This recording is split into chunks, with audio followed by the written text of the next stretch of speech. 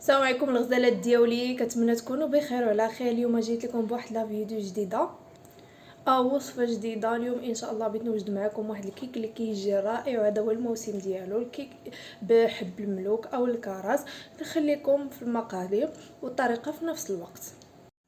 اول حاجه غادي نوريكم كيفاش كنقي هكا حب الملوك ولا الكراس. كنحيد ليه هاد العويد ديالو، كنجيب هاد العود ديال الشوا، كنحاول انني نخشيها هكا. اول عظيم حيدتو بسهوله يا البنات. هذه هي الطريقه اللي كندير ليه. نعاود معكم وحده اخرى. كندفع العظيم بالعود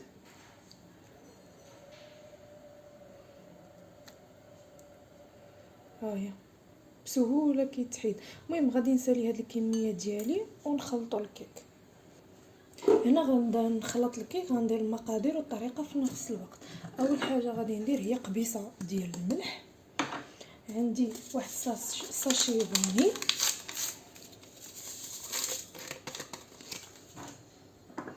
هنا عندي واحد 3 البيضات كبار.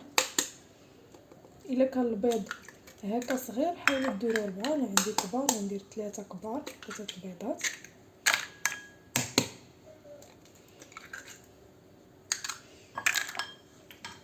غادي نزيد واحد كاس تاع سنيده بكاس ديال العنبه.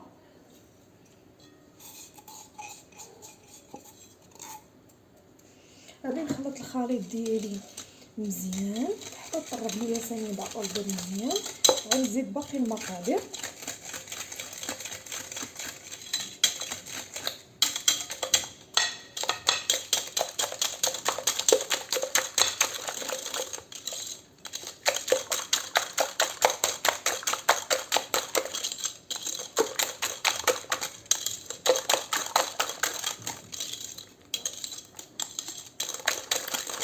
حتى تذوب لينا سنيده مزيان مع البيض، نحسوا بها دابت. غنزيدوا الخليط الباقي، المقادير الباقيين.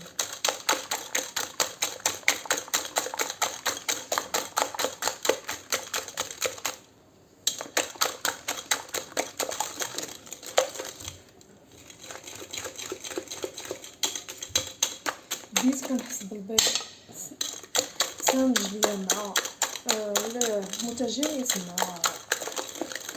السنيده. غادي نزيد واحد نص كاس ديال الحليب، ديما بكاس ديال العنبه. غادي نخلط الخليط ديالي. غادي نزيد واحد كاس ديال الزيت ديال العنبه.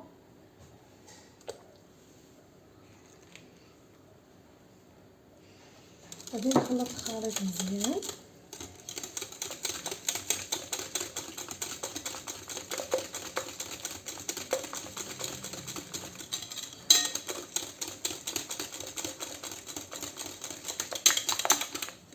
غادي نزيد واحد ياغورت طبيعي، ممكن ديروا حتى ياغورت بنكهه حب الملوك تاو كيجي لذيذ. من هنا غندير انا طبيعي.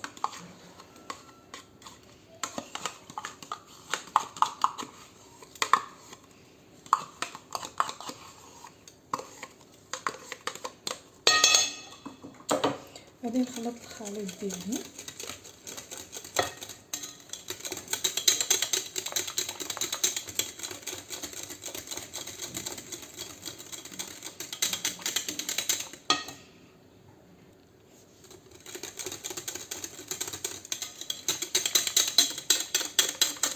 عندي الدقيق، عندي تقريبا جوج كيسان ونص ديال الدقيق كما كنقول ديما بكاس ديال العنبه.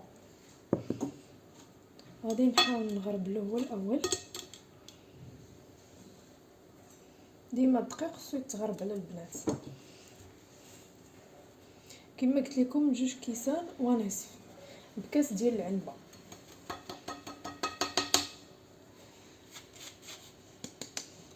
ما نديرهاش كامله، غنبقى نزيد بشويه بشويه.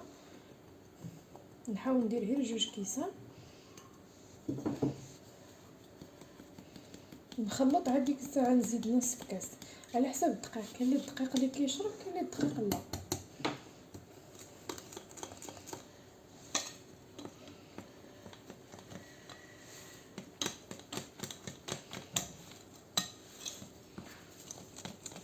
المهم بقاو معايا باش نشوفوا واش غادي ندخلو الخليط ديالنا. غندخلو فيه 2 كيسان ونصف ام 2 كيسان.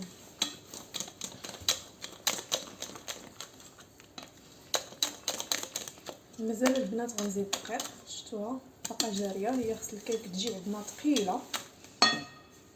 غادي ندير كما قلت لكم 2 كيسان ونصف كامله. غادي نزيد 2 اكياس من خميره من فئه، كل فئه 8 غرام، يعني 16 غرام. 2 اكياس.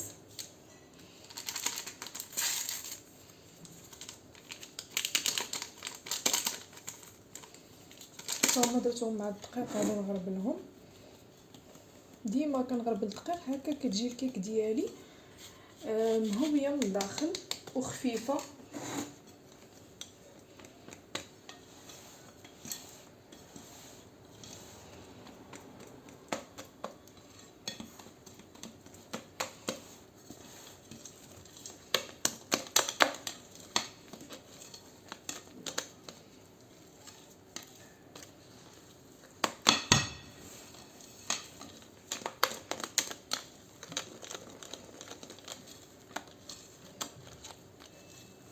وغنزيد السر ديال الكيك اللي ديما كنديرو كنقولها لكم، هي معلقه كبيره ديال الخل. دائما كنزيدها في الكيك ديالي، سواء اي نوع تاع الكيك، يا بالشكلاط يا بالليمون، اي شكل درت ديال الكيك، اي نوع ديالو كنزيد ديك المعلقه كبيره ديال الخل اللي كتخلي الكيك ديالنا رطب وهشيش.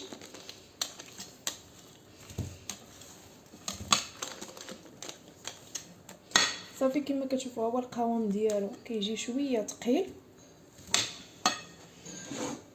هنا خديت المول ديالي، شوفوا نتوما المول اللي كيعجبكم. انا خديت الدائري دهنته بشويه الزبده والدقيق. دابا غادي نصب الخليط ديالي كامل.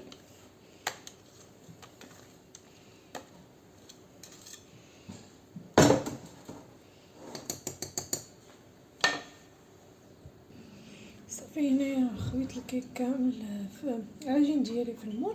انا ناخذ هكا الكرز او حب ملوك ونديرو عشوائي فوق الكيك.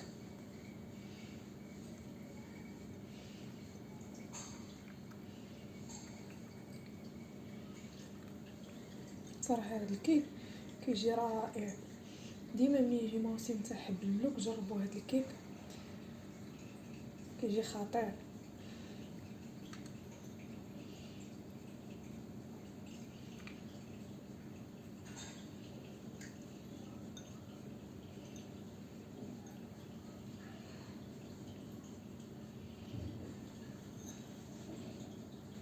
هنا غادي نزيد واحد الحبات ديال الكركاع.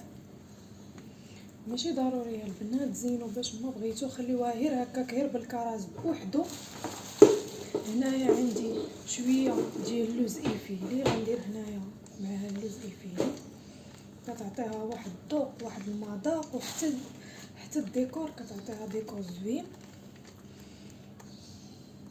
صافي غندخلها للفرن ديالي على درجه 180 درجه. كنديرها كنشعلها فيها الفوق والتحت ونخليها طيب واحد 30 دقيقه. وها نتوما معايا باش تشوفوا الشكل النهائي ديالها. من بعد ما وجدت ليا هذا هو الشكل النهائي ديالها. نتوما كتشوفوا ها هو كيبان هكا. هذاك الكراز غادي نديرها دابا في صحن التقديم ونزينها.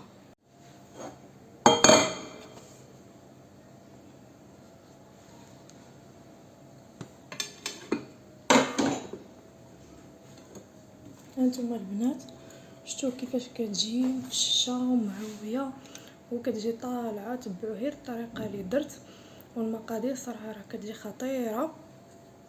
هنايا غادي نزينها بشويه تاع السكر الثقيل، ممكن تزينوها بالناباج. انا قلت غادي نزينوها هكا بالسكر الثقيل كتعطي واحد الديكور زوين.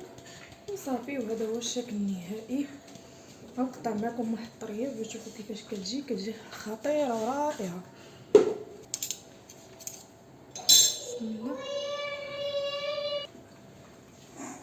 بسم الله نقطع معكم واحد المورسو باش تشوفوا الشكل ديالها كيفاش كتجي من الداخل.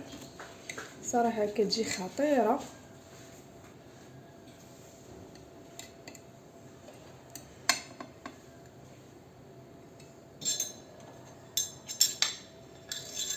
هانتوما كتجي مفشه ومهويه. هذا هو الشكل ديالها.